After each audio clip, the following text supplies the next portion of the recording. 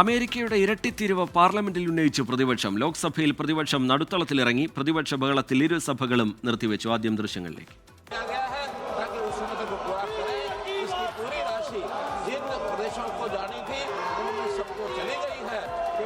माननीय सदस्यगण, आज प्रश्नकाल में महत्वपूर्ण मंत्रालय विभागों पर चर्चा है।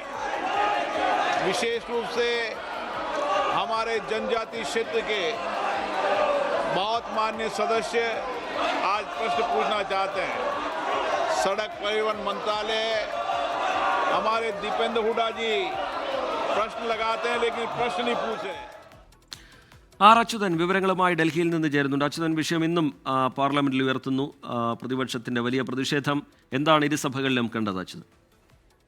റിജിത്ത്, കഴിഞ്ഞ കുറച്ചു ദിവസമായി തന്നെ പാർലമെന്റിന്റെ ഇരു സഭകളും സ്തംഭിപ്പിക്കുന്ന തരത്തിലേക്കാണ് പ്രതിപക്ഷ പ്രതിഷേധം മാറിയിരിക്കുന്നത്. ഈ സഭാ നടപടികൾ അതുമായി മുന്നോട്ട് പോകാൻ കഴിയാത്ത സാഹചര്യത്തിലേക്ക് ഭരണ പ്രതിപക്ഷ വാക്പോര് കൂടി ഇപ്പോൾ സഭകളിൽ ഉണ്ടാവുകയാണ്. ഇന്ന് സഭാ നടപടികൾ ആരംഭിച്ച ഘട്ടത്തിൽ തന്നെ പ്രതിപക്ഷം യുഎസിന്റെ അധിക തീരുവ ഏർപ്പെടുത്തിയ വിഷയവും അതുപോലെ തന്നെ ബീഹാർ വോട്ടർ പട്ടിക പരിഷ്കരണം ചർച്ച ചെയ്യണമെന്ന ആവശ്യവുമാണ് ഇരു സഭകളിലും ഉന്നയിച്ചത്. എന്നാൽ ആ പ്രതിപക്ഷ ആവശ്യം അംഗീകരിച്ചില്ല. തുടർന്നാണ് പ്രതിപക്ഷ അംഗങ്ങൾ ഇരു സഭകളുടെയും നടുത്തളത്തിലിറങ്ങി പ്രതിഷേധിക്കുന്ന ഒരു സാഹചര്യം ഉണ്ടായത്.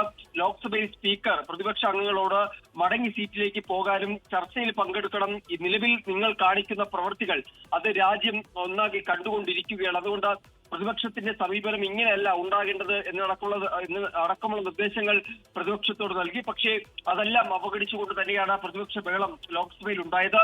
തുടർന്ന് സഭാ നടപടികൾ 12 മണിവരെ നിർത്തിവെച്ചു. രാജ്യസഭയിലും സമാനമായ രീതിയിൽ പ്രതിപക്ഷ ബഹളം ഉടലെടുത്തു. രാജ്യസഭാ ഉപാധ്യക്ഷൻ പ്രതിപക്ഷ അംഗങ്ങളോട് മടങ്ങിപ്പോകാനും സഭാ നടപടികൾ തടസ്സപ്പെടുത്തരുതെന്ന് അഭ്യർത്ഥിക്കുകയും. ഡൽഹിയിൽ നിന്ന് വിശദാംശങ്ങൾ പങ്കുവെക്കുകയായിരുന്നു.